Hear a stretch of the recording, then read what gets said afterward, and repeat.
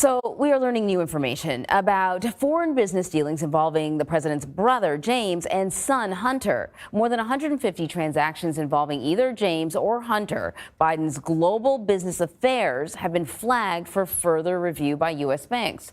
Now, Catherine Herridge has been following this story for us, and she is here to discuss. There are a lot of questions with this, Catherine. Just in general, though, what more can you tell us about these flagged transactions? What stood out? Well, based on our reporting here at CBS News, there were over 150, and some of them were flagged because there were large wire transfers involved. More generally, bank transactions get flagged for a number of reasons. One is called layering, and that means the money is moving through a number of third parties before it reaches its destination. And the question is whether this is an effort to shield or obscure the source of the money and who's ultimately receiving it.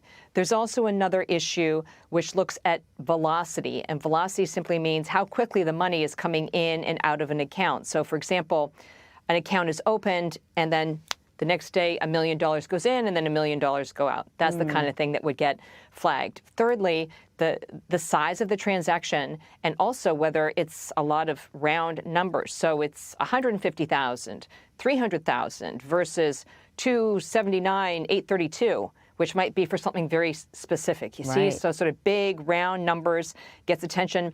And then in these transfers, there's something called a memo line, and a memo line is the explanation for the money. And, you know, just as a basic question, does it make sense?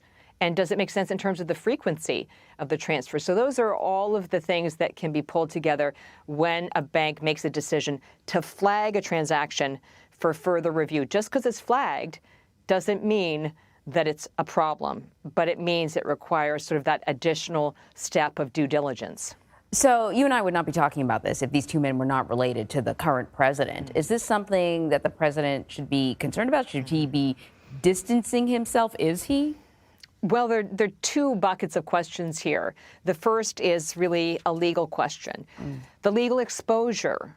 What is it, and does it actually extend to or touch other members of the family? And that's something that only the U.S. attorney in Delaware, who's running this federal investigation that's looking at potential tax violations, money laundering, and foreign lobbying rules, can answer. The second is much more of an optics or a political question. The president of Public Citizen, which is a government watchdog group, told CBS News the best case scenario, specifically with the China deals, is that it just looks bad. The worst case scenario is that you may have a very serious conflict in these cases.